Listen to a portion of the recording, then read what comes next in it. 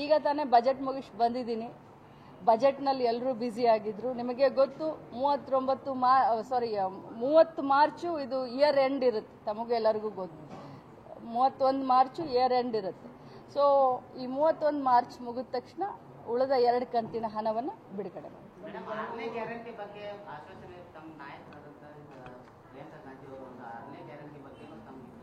ಏನದು 6ನೇ ಗ್ಯಾರಂಟಿ? ಬಹಳಷ್ಟು home work ಮಾಡ್ಕೊಂಡು ಬಂದಿದ್ದಾರೆ ನನ್ನ ಅಣ್ಣ ತಮ್ಮಂದರು.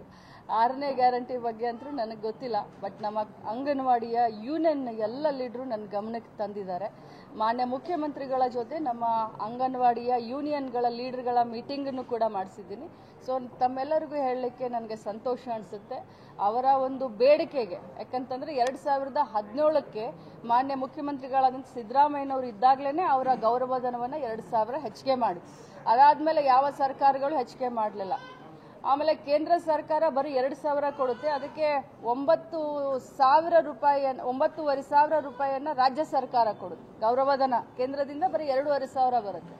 ಸೊ ಕೇಂದ್ರದಲ್ಲೂ ಕೂಡ ಸುಮಾರು 15 ವರ್ಷದಿಂದ ಅಂಗನವಾಡಿಯ ಕಾರ್ಯಕರ್ತರಾಗಲಿ ಸಹಾಯಕಿಯರಾಗಲಿ ಗೌರವಧನ ಹೆಚ್ಚಿಗೆ ಮಾಡಲಿಲ್ಲ.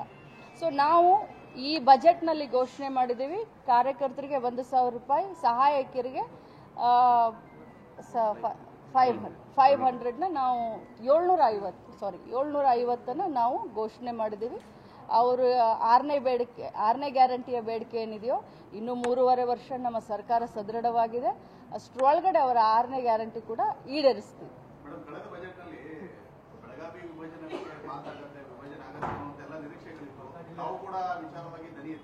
ಹೌದು, ಅದ್ರ ಬಗ್ಗೆ ಇನ್ನೊಮ್ಮೆ ಮಾತಾಡ್ತೀನಿ. ನಂದು ಪ್ರಮುಖವಾಗಿ ಬ್ರದರ್ ತಮಗೆಲ್ಲರಿಗೂ ಕೈ ಮುಗಿದು ಕೇಳ್ಕೊಳ್ತೀನಿ, ನಾನು ಏನೇ ಕಾರ್ಯಕ್ರಮ ಮಾಡಿದ್ರು ಬಹಳ ವಿನೂತನವಾಗಿ ವಿಶೇಷವಾಗಿ ಮಾಡ್ತೀನಿ.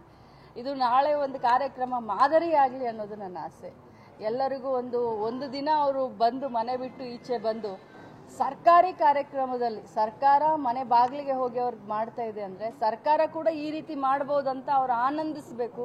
ಅದು ನನ್ನ ಇಂಟೆನ್ಷನ್ ಇದೆ. ಜಿಲ್ಲಾ ವಿಭಜನೆ ಆಗಿರ್ಬೋದು, ಇನ್ನೊಂದು ನೀವೇನೋ ಕೇಳಿದ್ರಿ ಅದ್ರ ಬಗ್ಗೆ ಆಗಿರ್ಬೋದು, ನೀವು ನಾಳೆ ಸಾಯಂಕಾಲ ಕೇಳಿ ನಾನು ಖಂಡಿತವಾಗ್ಲೂ